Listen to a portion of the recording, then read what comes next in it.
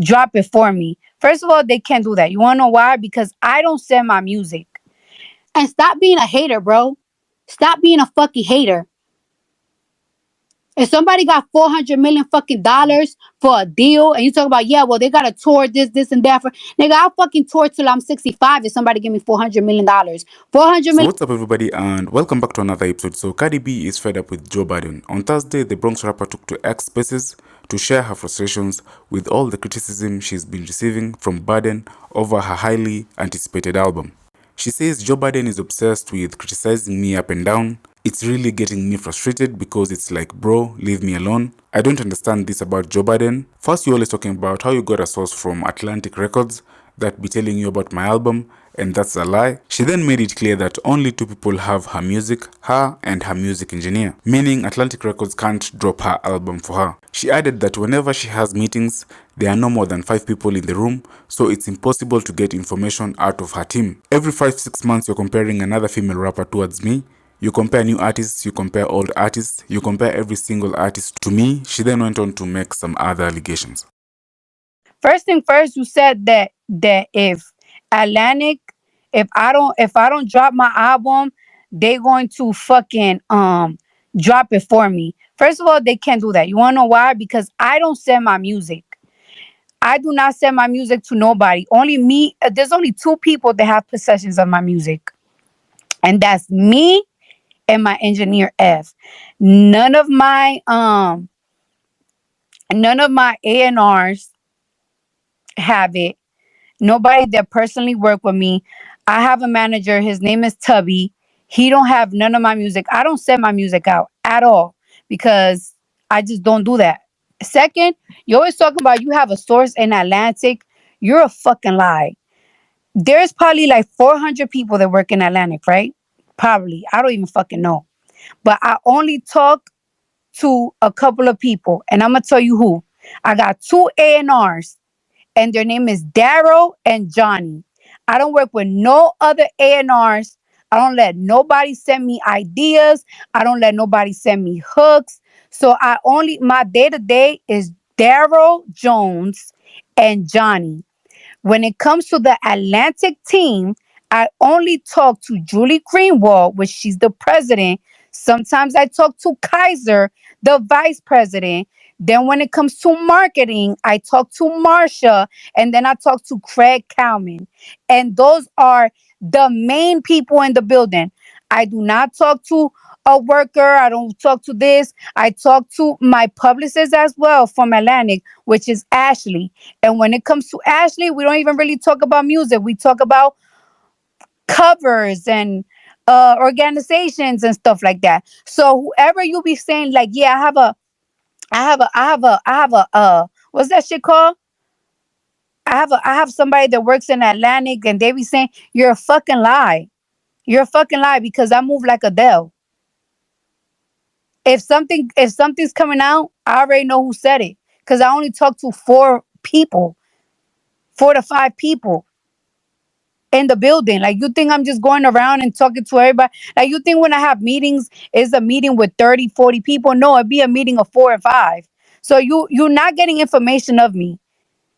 You every 5, 6 months, you comparing another female rapper towards me. You compare new artists, you compare old artists, you compare every single fucking artist with me, bro.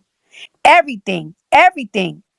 If you love these bitches so much, why you not talking about their album? Why you not talking about what they do? You compare females to me. You compare females to me that my worst records beat their best records all the time. Every single time it's like, and I can only imagine how you be trying to put down the bitches you be fucking, because you always constantly want to compare me to a bitch, and I don't give a fuck about none of these bitches. I don't give a fuck what anybody got going on. And but my thing is that it's like, you love them so much. Why you not worried about their album? Why you not worried about what they got going on? Why you always worrying about what I got going on? And to be realistic, you're not worried about my album because you want to hear it. Because if you want to hear it, you could pull up to my studio session. Titi Torres, the director of Hot 97, heard my album. She DMs me all the time. I want to hear what you got. All right, pull up on me. If you want to hear my album, pull up to my studio session. But you really want my album to come out so you could criticize it. Because every single time I drop a record, you don't like it. Every single time a bitch drops something and they're doing mediocre, you say they're doing better than me. Every bitch. You really set up here. In December, I was really going through it with my husband. I was really, it was a real tough time with me and my nigga. And you really said, like, you really sat here and said that I use my shit with my husband for publicity because of another bitch. You think I have a baby daddy boyfriend? No, nigga, I'm in a marriage, nigga. I'm in a marriage. And guess what? That shit didn't benefit not me or him. Cause it wasn't about no benefit. I was tired of some shit. My shit was on the rocks, nigga. And you talking about, yeah, it's a publicity stunt because shut the fuck up. You don't even know me. Everything you do, whether it's my personal life or whether it's my music life, you're always talking shit about it. But you fake thirsty for my album. No, you don't. You're not thirsty for my album. You thirsty to criticize it. You thirsty to kick it down. You thirsty to talk shit about it. You never compliment me. When's the last time you compliment me? You were so thirsty to fucking interview a bitch. You call her interesting. A bitch that almost fucking made me go suicidal in 2019. A bitch that how many fucking lawsuits they got? They ain't searching for a fucking thing. So why you always talking about my album and you gotta connect? You don't have no connect, nigga. My family don't even know about my business, my work business. The album is never good. What are you talking about? The shit is in motion. The merch is in more motion. The box sets are in motion. Not a quitter. You quit on your passion. You quit on your passion. I'm not gonna quit, bro. That's the issue. That's the issue with you. You critique everybody. You critique every single body. And stop being a hater, bro. Stop being a fucking hater. If somebody got 400 million fucking dollars for a deal and you talk about, yeah, well, they got to tour this, and that for, nigga, I'll fucking tour till I'm 65 if somebody give me $400 million. $400 million that you don't have. Stop hating on everybody. Everything that somebody do good, you always hate on it. That's bad. That's terrible.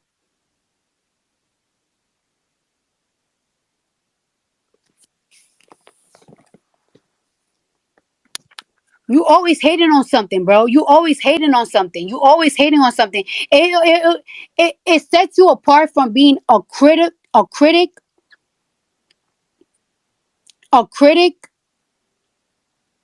from a hater. That's why sometimes I sometimes value academics' point of views because he would say mostly the truth than being a straight up hater. You be a hater. How you hating at a nigga got $400 million? $400 million. I'll tour till I'm 90, nigga. What you talking about?